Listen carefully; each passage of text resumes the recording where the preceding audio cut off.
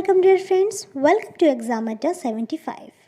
Friends, आज मैं आपके लिए इंग्लिश पैडागोजी का फर्स्ट चैप्टर जिसका नेम है लर्निंग एंड एक्विजिशन का सेकंड पार्ट लेकर आई हूँ, जिनमें हम कुछ फेमस साइंटिस्ट की थिंकिंग के बारे में जानेंगे कि लैंग्वेज एंड एक्विजिशन से रिलेटेड उनके क्या क्या कॉन्सेप्ट है और उन्होंने उनके लिए कौन कौन सी थ्योरीज दी हैं। तो आज हम सबसे पहले जानेंगे जीन पियाजे के बारे में। जीन पियाजे का जन्म हुआ था 9 अगस्त 1896 को स्विट्ज़रलैंड में। इनकी डेथ हुई थी स्विट्ज़रलैंड के जेनेवा में, जो कि 16 सितंबर 1980 को 84 ईयर्स की एज में हुई थी। जीन पियाजे was a Swiss psychologist known for his work on child development. Jean पियाजे ने चाइल्ड डेवलपमेंट, बालक के विकास से रिलेटेड कुछ थ्योरीज लिखी हैं। इन्हें स्विस साइकोलॉजिस्ट के नाम से भी जाना जाता है। इस एग्ज़ाम में कई क्वेश्चंस जीन पियाजे से रिलेटेड आते हैं और ये हमारी इंग्लिश पैडागोजी का सबसे इम्पॉर्टेंट टॉपिक है। जीन पियाजे कहाँ से रिलेट करते हैं? तो जीन पियाजे स्विट्ज़रलैंड के रहने वाले हैं। उनका बर्थ ये रहा। वे एक स्विस साइकोलॉजिस्ट हैं। उन्होंने चाइल्ड डेवलपमेंट की एक थ्योरी लिखी है एंड इन्होंने कॉग्निटिव डेवलपमेंट मतलब संज्ञानात्मक विकास के बारे में अपनी थिंकिंग जाहिर की है। तो ये हुआ हमारा कॉन्सेप्ट। आगे हम देखते हैं। आगे आता है गाइज, यहाँ पर बिकॉज़ क्या होता है, यदि हम थ्योरी को लेंगे तो थ्योरी हमारी बहुत ज़्यादा आगे बढ़ेगी, इसलिए मैंने यहाँ पर बिल्कुल इजी कॉन्सेप्ट निकाले हैं। आई होप ये आपके लिए बहुत ज़्यादा हेल्पफुल होंगे, क्योंकि क्या होता है, हम जब इंग्लिश की बुक से इसे रिवाइज़ करते हैं तो हमें उसके बहुत सारे वर्ड समझ में नहीं आते हैं। इसलिए मैं इन सब की बिल्कुल सिंपल डेफिनेशंस के साथ आपको यहाँ पर समझाने वाली हूँ, तो बने रहिए मेरे साथ। एंड यदि आप मेरे चैनल पर नए हैं तो प्लीज़ मेरे चैनल को सब्सक्राइब करना मत भूलिएगा। बेल आइकन को प्रेस करके हमारे चैनल को सब्सक्राइब कीजिए ताकि आने वाले वीडियोस की नोटिफिकेशन आपको ईजिली मिल सके। ओके, सो पियाजेस्ट कॉन्सेप्ट। पियाजे का कॉन्सेप्ट जो है वो 3 चीज़ों पर डिपेंड है। पहला है adaptation, second one is assimilation and third one is accommodation. इस पेपर में जो थ्योरी नहीं आती, पेपर में क्या होता है, ऑप्शनल क्वेश्चंस आते हैं। ऑप्शनल क्वेश्चंस के अकॉर्डिंग ही मैं आपको यहाँ पर समझाने की कोशिश कर रही हूँ। तो जो पियाजे का कॉन्सेप्ट है वो 3 चीज़ों पर डिपेंड करता है। फर्स्ट है हमारा adaptation, second one is assimilation, third one is accommodation. अब इनकी क्या मीनिंग होती है? एडॉप्टेशन मतलब होता है अनुकूलन। एडॉप्टेशन मतलब क्या होता है? एडॉप्टेशन मतलब होता है अनुकूलन। ओके। एंड एडॉप्टेशन को हम सिंपली क्या कह सकते हैं? हम एडॉप्टेशन को सिंपली कह सकते हैं इट्स एडजस्टमेंट। क्या कह सकते हैं? It's adjustment. Alright, it's adjustment. पियाजे का मानना है कि जो एडॉप्टेशन है ये बच्चों में एक जन्मजात प्रवृत्ति है। जन्मजात प्रवृत्ति का मतलब होता है कि बच्चे जब जन्म लेते हैं तब से ही बच्चों में किसी भी चीज़ को, लैंग्वेज को एडॉप्ट करने की क्या होती है, एक एबिलिटी होती है। इट्स एडजस्टमेंट मतलब किसी चीज़ के लिए ढल जाना। इसको एडॉप्टेशन को हम एक एग्जाम्पल के ज़रिए समझने की कोशिश करते हैं। एक एग्जाम्पल लेते हैं। मान लीजिए एक लड़का है, एक परिवार है जिनके यहाँ ब्लैक कलर का डॉग है। तो वो बच्चे के यहाँ क्योंकि ब्लैक कलर का डॉग है तो वो बच्चा जब भी देखता है उसे ब्लैक कलर के डॉग ही दिखते हैं। तो उसके माइंड में एक कॉन्सेप्ट बैठ गया कि जो डॉग होते हैं वो ब्लैक कलर के होते हैं। बट एक दिन उसके पेरेंट्स उसे उसके नाना नानी के यहाँ लेकर गए। जब वो नाना नानी के यहाँ गया तो उसने देखा कि उसके नाना नानी के यहाँ एक डॉग है जो कि किस कलर का है? वाइट कलर का है। अब बच्चा कंफ्यूज हो रहा है, बच्चे ने पूछा ये क्या है, तो लोगों ने कहा बेटा ये डॉग है। तो बच्चे ने कहा अरे यार डॉग तो ब्लैक कलर का होता था, लेकिन अभी अभी बच्चे को पता चला कि नहीं, डॉग तो उसके नाना नानी ने बताया कि बेटा डॉग सिर्फ ब्लैक ही नहीं, डॉग वाइट कलर का भी होता है। तो अब बच्चे ने इस चीज़ को अडॉप्ट कर लिया, इसके साथ अपनी एडजस्टमेंट बना ली कि हाँ डॉग जो होता है वो ब्लैक कलर का भी होता है, वाइट कलर का भी होता है। तो इस तरह से जिस तरह बच्चे ने अडॉप्ट कर लिया कि हाँ डॉग 2 कलर का होता है, ब्लैक भी होता है एंड वाइट भी होता है, तो उसने इस चीज़ को अडॉप्ट कर लिया, यही है अडॉप्टेशन।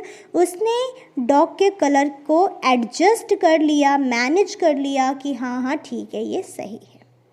आगे बढ़ते हैं तो हम देखते हैं कि जो एडॉप्टेशन है वो 2 चीज़ों से मिला हुआ है।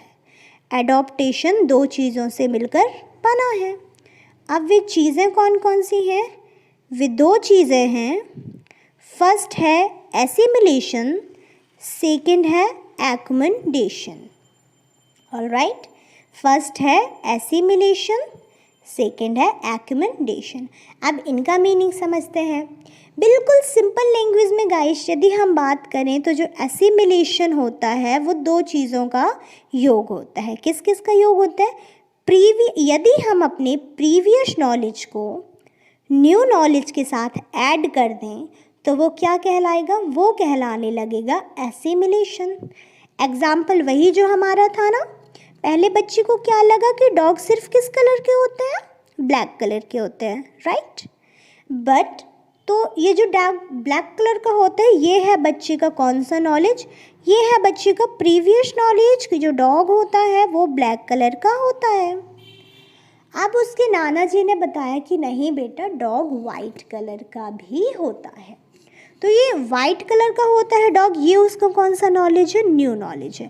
तो बच्चे ने अडॉप्ट किया था कि हाँ डॉग 2 कलर के होते, तो बच्चे ने क्या किया? बच्चे ने अपने प्रीवियस नॉलेज को बच्चे ने अपने प्रीवियस नॉलेज को न्यू नॉलेज के साथ ऐड कर दिया है। यहाँ पर क्या किया है? बच्चे ने अपने प्रीवियस नॉलेज को अपने न्यू नॉलेज के साथ ऐड कर दिया है, और जैसे ही बच्चे ने ये बात मानी कि dog white and black colour का होता है, वो क्या हो गया? वो कहला गया हमारा एसिमिलेशन, जिसका मीनिंग होता है आत्मसातकरण। क्या होता है? आत्मसातकरण या फिर आत्मसातीकरण, कुछ भी आप कह सकते हैं।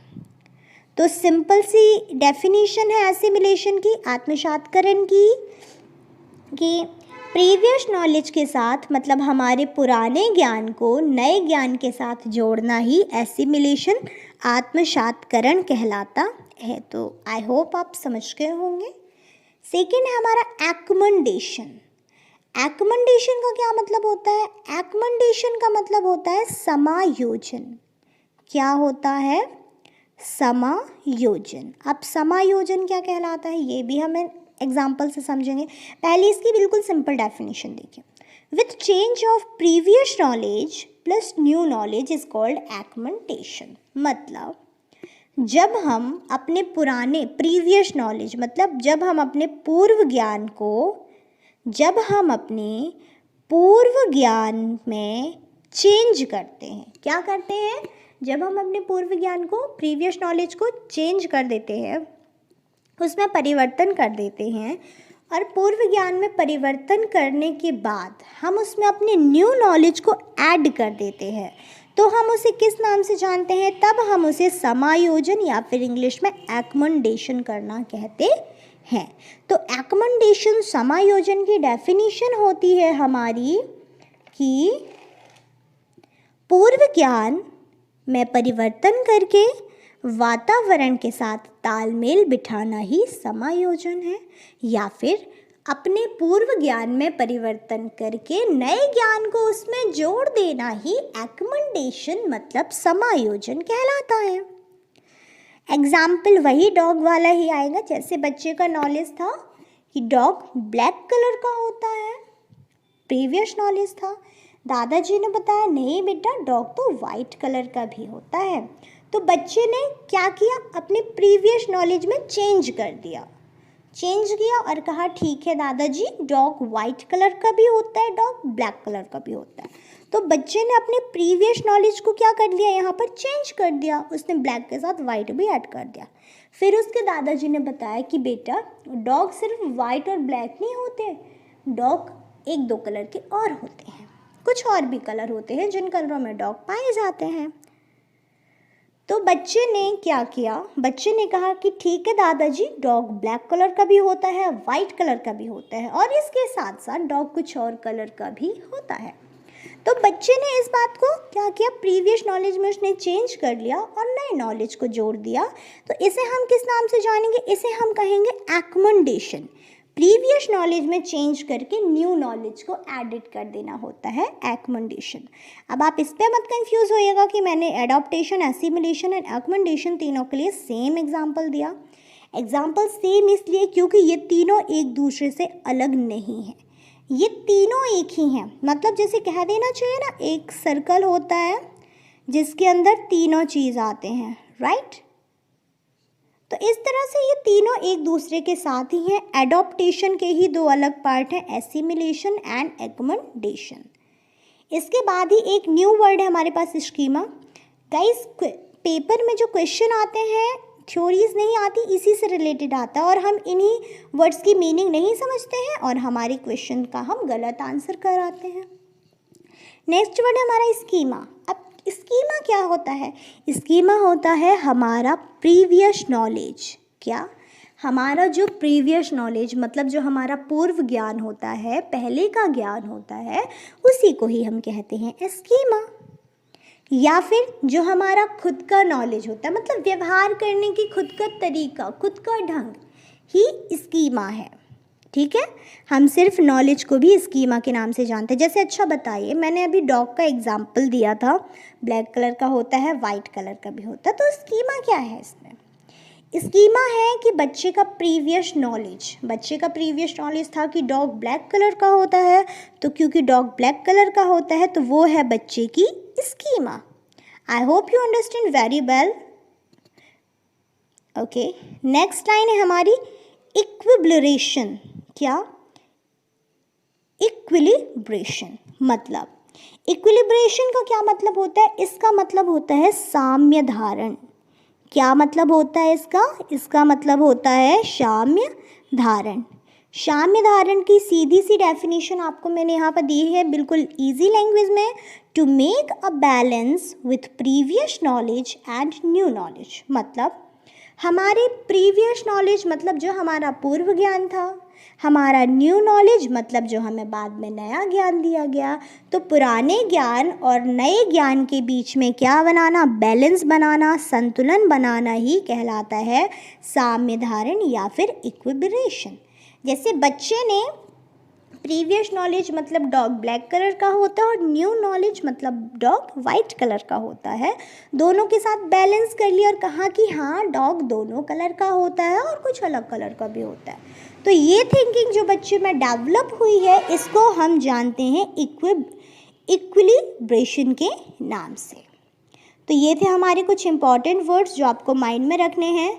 हमारा फर्स्ट वर्ड था adaptation, second one assimilation, third one is accommodation, fourth one is schema and fifth one is equilibration. और इसके बाद हमारे कुछ अदर वर्ड हैं जो हमसे क्वेश्चन में पूछे जाते हैं। नेक्स्ट वर्ड है हमारा स्कीम्स। अभी हमने स्कीमा पढ़ा, अब हम पढ़ रहे हैं scheme. What is the meaning of schemes? Schemes मतलब होता है when choose one of the several options. मतलब जब हमारे सामने बहुत सारे ऑप्शंस होते हैं और हमें उन सारे ऑप्शंस में से किसी एक ऑप्शन को चूज़ करना होता है तो उसे हम कहते हैं क्या? स्कीम कहते हैं। जैसे मान लीजिए जैसे हम क्वेश्चन पेपर देने जाते हैं कॉम्पिटिशन एग्ज़ाम, तो उसमें हमारे सामने 4 ऑप्शन होते हैं, A B C D होते हैं 4 ऑप्शन। तो हमें 4 में से कोई एक ऑप्शन चूज़ करना होता है और हमें लगता है हम कौन सा चूज़ कर लें। तो जब हम इतने सारे ऑप्शंस में से कोई एक ऑप्शन चूज़ करते हैं तो उसको हम कहते हैं ये है हमारी स्कीम। हमने चूज़ किया D, तो ये क्या है मेरी? ये है मेरी स्कीम। तो स्कीम का मतलब वो बहुत सारे ऑप्शंस में से कोई एक चीज़ चुनना। गाइस ये आपके DLED या फिर D.Ed या फिर B.Ed में आने वाले क्वेश्चन से भी बिलोंग करते हैं ये पॉइंट्स। एंड ये पॉइंट्स आपके CTET, UPTET, MPTET हर प्रकार के टेट एग्ज़ाम के लिए भी इम्पॉर्टेंट है। So please remind it.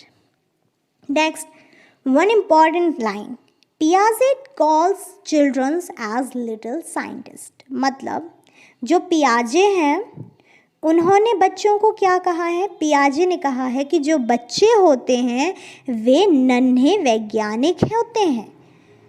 Question आ जाता है कि पियाजे ने बच्चों को क्या कहा है? तो पियाजे ने बच्चों को कहा है नन्हे बालक, जिसको हम लिटिल साइंटिस्ट के नाम से भी जानते हैं। पियाजे का मानना था कि बच्चों का जो रोल होता है वो बिल्कुल नन्हे वैज्ञानिकों की तरह ही होता है, इसलिए पियाजे ने बच्चों को लिटिल वैज्ञानिक, लिटिल साइंटिस्ट भी कहा है। Next, Jean Piaget's theory of cognitive development suggests that children move through 4 different stages of mental development.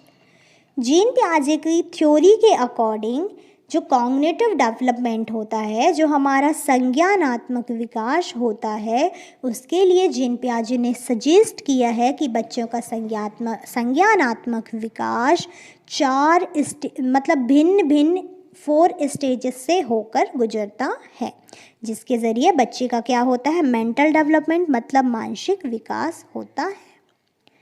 His theory focuses not only on understanding how children acquire knowledge but also on understanding the nature of intelligence.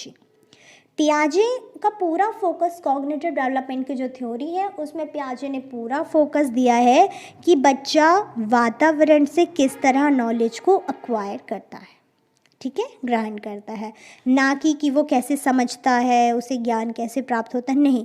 उसने किस चीज़ पर focus किया है? Understanding the nature of intelligence.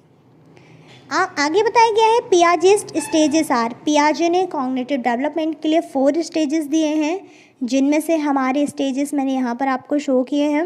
First होता है sensory motor stage, जो कि birth से लेकर 2 इयर्स तक का होता है। सेंसरी मोटर का मतलब क्या होता है? सेंसरी मोटर का मतलब होता है संवेदी पेशीय अवस्था। क्या होता है? संवेदी पेशीय अवस्था।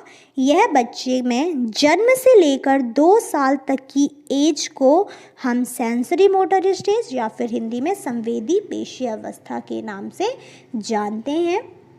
इस अवस्था में जो कोई भी बच्चा होता है वो अपने सेंसेस के ज़रिए कोई भी चीज़ एक्वायर करता है, कोई भी चीज़ सीखता है।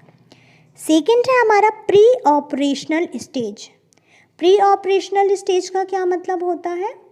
इसका मतलब होता है पूर्व संक्रियात्मक अवस्था। मतलब बच्चे के 2 वर्ष से लेकर 7 वर्ष के बीच में जो कुछ भी होता है वह अवस्था बच्चे की पूर्व संक्रियात्मक अवस्था कहलाती है। इस अवस्था में जो बालक होता है अपने आमने सामने वाली चीज़ों को देख तो पाता है पर उसके लिए कोई रिएक्ट नहीं करता, उसके लिए कोई क्रिया नहीं करता। नेक्स्ट होता है कंक्रीट ऑपरेशनल स्टेज, जो चलती है 7 साल से लेकर 11 साल तक की एज को हम कंक्रीट ऑपरेशनल स्टेज मतलब मूर्त संक्रियात्मक अवस्था के नाम से जानते हैं। इस अवस्था में कोई भी बच्चा, कोई भी छोटा सा नन्हा सा शिशु क्या करने लगता है? वस्तु को देखकर ही अपनी क्रियाएं व्यक्त करने लगता है। सामने रखी हुई वस्तु को देखकर क्रिया व्यक्त, जैसे बच्चा मुद्रिक करेंसी के बारे में समझने लगता है, जीववाद एनिमिज्म को समझने लगता है, मतलब वो सजीव और निर्जीव में अंतर समझने लगता है। किस एज में? 7 से 11 साल की एज में बच्चा सजीव और निर्जीव में अंतर समझने लगता है कि कोई डॉल है तो वो कैसी है। वो डॉल को मतलब अंतर नहीं, मतलब इस एज में क्या होता है, जो बच्चा होता है जब उसको हम डॉल देते हैं खेलने के लिए तो बच्चे को लगता है डॉल भी मेरे जैसा एक इंसान है। कुछ हो जाता है तो डॉल को मारता है, पीटता है, कुछ होता है तो डॉल के आंसू पोंछता है। तो इस तरीके से बच्चा कंक्रीट ऑपरेशनल स्टेज में वर्क करता है।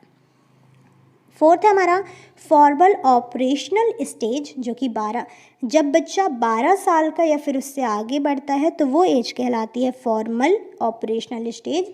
इस स्टेज में बच्चा सजीव और निर्जीव में अंतर करने लगता है। बच्चे में थिंकिंग क्रिएटिविटी आ जाती है, बच्चों सही गलत में अंतर समझने लगता है। तो ये थी जीन पियाजे की थ्योरी जो हमने यहाँ पर इजी कॉन्सेप्ट के साथ पढ़ी। हम आते हैं अपनी हमारे नेक्स्ट साइंटिस्ट हैं नोम चॉम्स्की थ्योरी। इनको हम चॉम्स्की थ्योरी के नाम से भी जानते हैं, जो कि इनका concept of learning and acquisition के बारे में है इनकी ये थ्योरी। तो जानते हैं कि नोम चॉम्स्की कौन है। नोम चॉम्स्की एक अमेरिकन बॉर्न लिंग्विस्ट है। अब लिंग्विस्ट का क्या मतलब होता है, कई भाषाओं का ज्ञान कर रखने वाला या फिर भाषाविद है।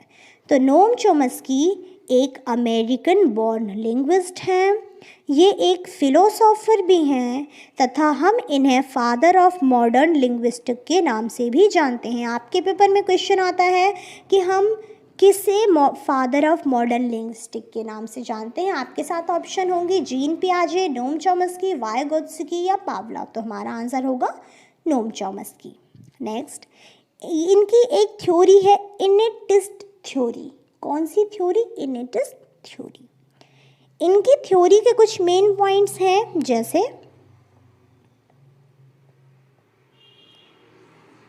इनेट लिंग्विस्टिक कैपेसिटी, मतलब ही believed that humans have innate ability to learn language.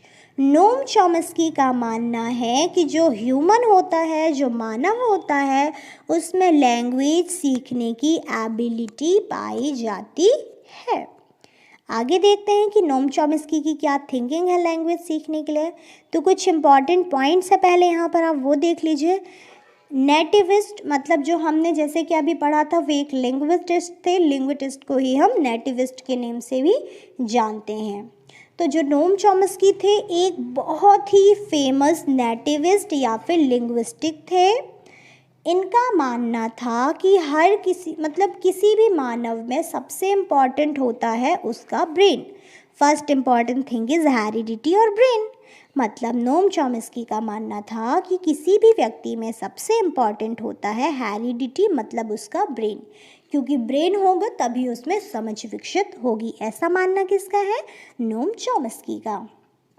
ठीक है, आगे बढ़ते हैं। Only human have this ability, एक लाइन और है यहाँ। He is a famous linguist in present time. Present time में सबसे ज़्यादा फेमस लिंग्विस्टिस्ट मतलब भाषाविद कौन है?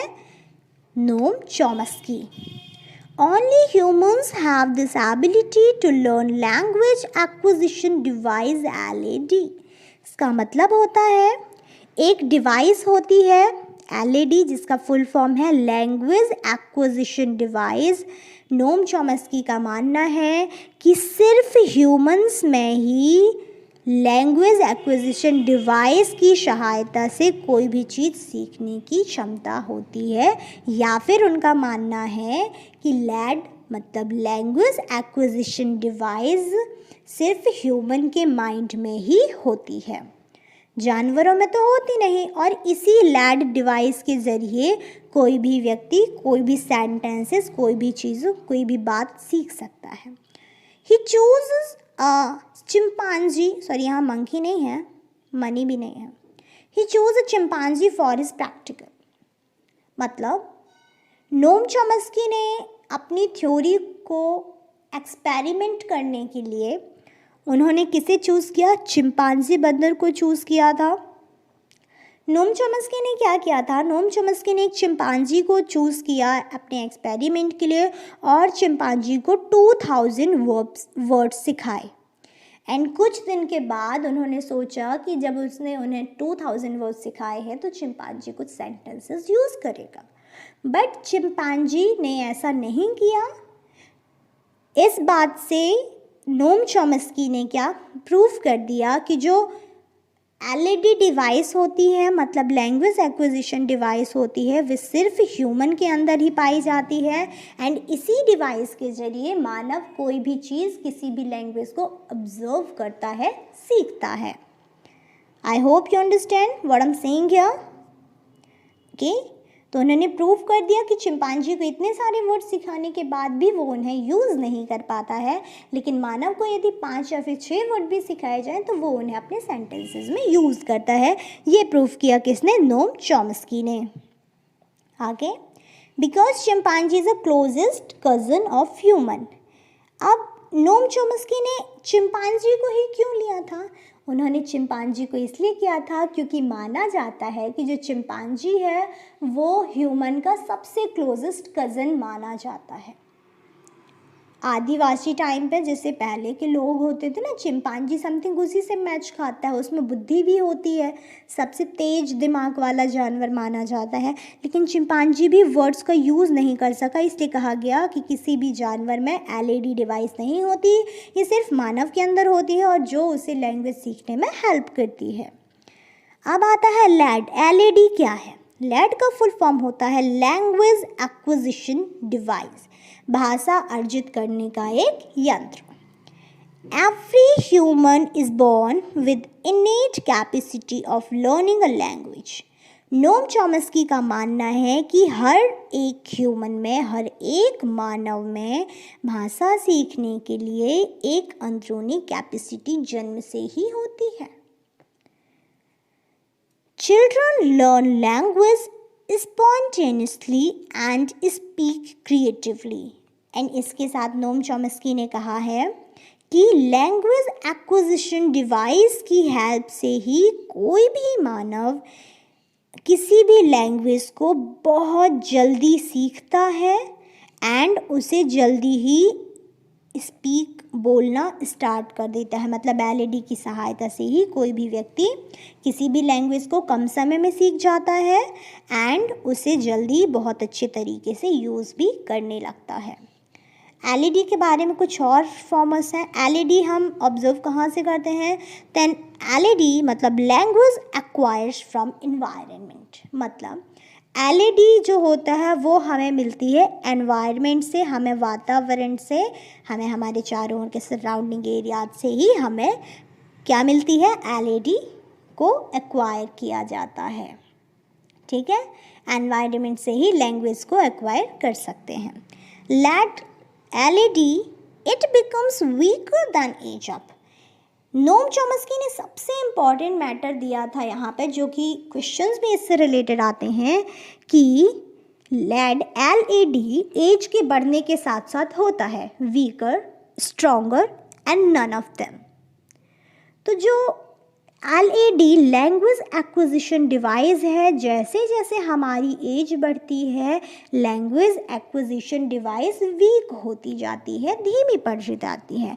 एग्जाम्पल के लिए हम समझते हैं, हम किसी 2-3 साल के बच्चे को कोई चीज़ यदि सिखाना चाहें तो वो बच्चा बहुत ईजिली उस चीज़ को जल्दी ही समझ लेता है। लेकिन जब हम वही बच्चे को बड़े होने के बाद सिखाएं, मतलब 10-12 साल की एज में, तो बच्चा उस चीज़ को जल्दी एक्वायर नहीं करेगा। क्यों नहीं करेगा? क्योंकि बच्चे का जो एलईडी है वो उस समय हो जाएगा वीक। जैसे कि हम जानते हैं ना, छोटे बच्चों को कोई भी सिखाओ तो वो बहुत जल्दी सीख जाते हैं। लेकिन वही जैसे बच्चे को कहा जाता है कि तुम 2 to 20 का टेबल लर्न करो। अब बच्चा छोटे में ही सीख गया तो उसे माइंड में रहेगा, बड़े तक दिमाग में रखेगा, सिर्फ रिवीजन करना होगा। बट यदि यही बात हम बच्चे को 6वीं क्लास में आने के बाद कहें कि बेटा तुम 2 to 20 का टेबल लर्न करो, तो क्या उसे लर्न करने में प्रॉब्लम? वो सीख तो लेगा, लेकिन वो बहुत टाइम लेगा उस चीज़ को सीखने में, उसे टाइम लगेगा और वो चीज़ बहुत टफ भी लगेगी। इसीलिए नोम चॉम्स्की ने सबसे इम्पॉर्टेंट पॉइंट यही कहा है कि जो एलईडी है वो एज बढ़ने के साथ साथ वीक होता जाता है। तो ये थे नोम चॉम्स्की को कुछ पॉइंट। अब हम यहाँ पर पढ़ने जा रहे हैं Vygotsky's concept of learning and acquisition. शायद हमारा आज का समय ज़्यादा हो चुका है तो हम अपने वीडियो को यहीं पर पॉज करते हैं। आज हमने अपने वीडियो में पियाजे के कॉन्सेप्ट लर्निंग एंड एक्विजिशन से रिलेटेड एंड नोम चॉम्स्की की थ्योरी के बारे में पढ़ा।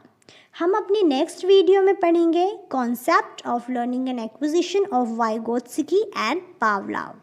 सो यदि आप देखना चाहते हैं मेरा सेकंड वीडियो तो हमारे चैनल को सब्सक्राइब कीजिए एंड अपने अदर फ्रेंड्स को भी ये शेयर कीजिए ताकि ज़्यादा से ज़्यादा लोग हमारे साथ जुड़ सकें। Thanks for watching guys, have a nice day.